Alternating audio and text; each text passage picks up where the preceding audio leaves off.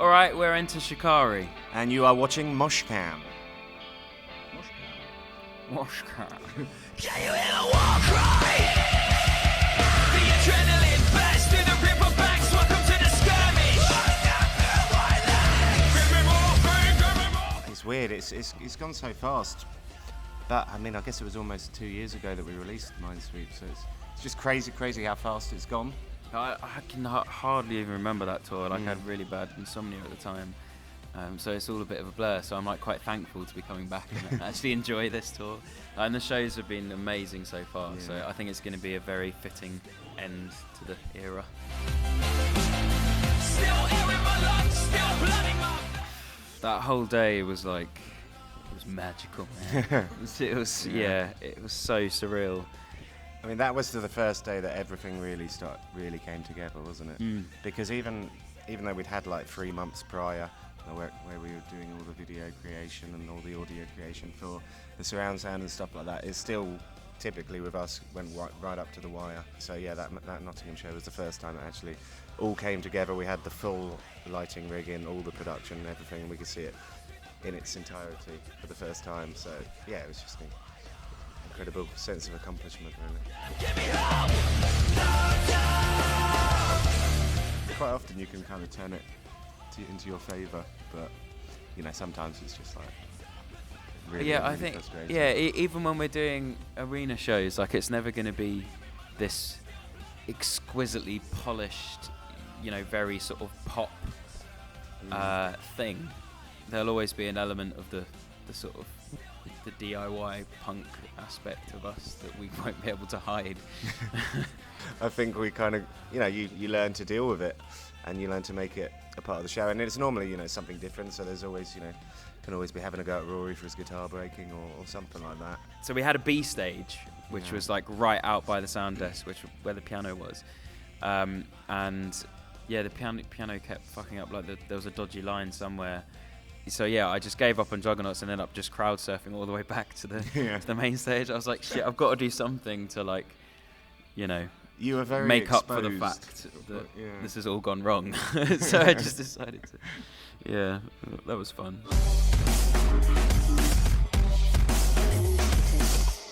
I mean, I've had like sort of mild anxiety all my life, but like that was like by far the biggest panic attack like I've ever had. It was just mental. I don't even remember playing Download, because that was Bristol was the Download warm-up show, and I was like pumped full of all sorts of drugs. I remember having a vitamin shot from the Download doctor, like the rock and roll doctor, as they call it, who has like all the stuff that's like pretty much legal but like on the edge. Like yeah. So yeah, I remember having a vitamin shot in the arse. It was like just intense levels of everything you need, and then just being pushed on stage like, dance, monkey. I was like, oh, what's going on? I don't know where I am. It's weird because sometimes the band can be the thing that gets you so run down that stuff happens, like your health starts to fade, but it's also the thing that keeps you going and like keeps the adrenaline up and keeps you enjoying your life. So it's a weird, the band is like a love-hate thing going on. It's strange. Beating in your chest. The sonic train that is in Shikari never stops at a station. Whoa. Metaphor. So I think, yeah, we just get too fidgety. The only consistent thing that we ever do with writing music is be inconsistent. The last single is never really a true representation of the next, you know, because it can always go somewhere else. I'd say listening to the likes of Rage Against the Machine and Refused and bands like that, I just remember having the realisation of how powerful music can be and getting across what you want to say, and, you know, standing up against things, basically. Realising that music had the power and the ability to make people feel like that way. That was always a clinching moment. I think Radiohead will probably be a huge early influence. I think just their fearlessness. Yeah. Sonically, it's just all the textures and the strange chord sequences and making things popular that people wouldn't thought would normally be popular. It's just that classic thing. You don't want to be a band that inspires no emotion. Like, I'll take any emotion over nothing. You know, when people did get angry, I think that was kind of a sign to us that we were probably doing something right, rather than deter us in any way. But yeah, people used to get very, very confused and almost quite angry at times. It's weird. Like now, it's kind of accepted that genres as a concept is kind of withered, if not dead. You know, like postmodernism has kind of taken control, and everyone can be influenced by whatever they choose. It doesn't matter. You know, the days of, you know, calling yourself a metalhead, only listening to metal and everything else is fucking shit, and you got no time for it and you hate it.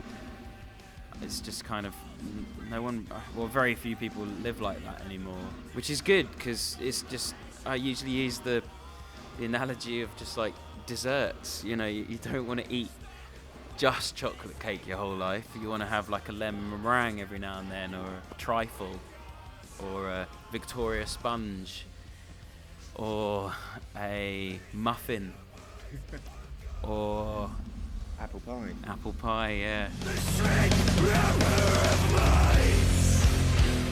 Got to be the Appeal and Minesweep too. It's got to be Appeal and Minesweep too. Yeah, that's. We play it basically at the end of our set, and for us that is literally like 3 minutes of chaos where we just get to go wild. You know, no singing involved. We can just go do whatever we want, and it's, you know, quite often it's like the crescendo of the set, and purely not because it's planned to be or anything, just purely because we kind of just lose ourselves in it, and the riff is so much fun to play. That riff. Yeah. That riff, man. Right.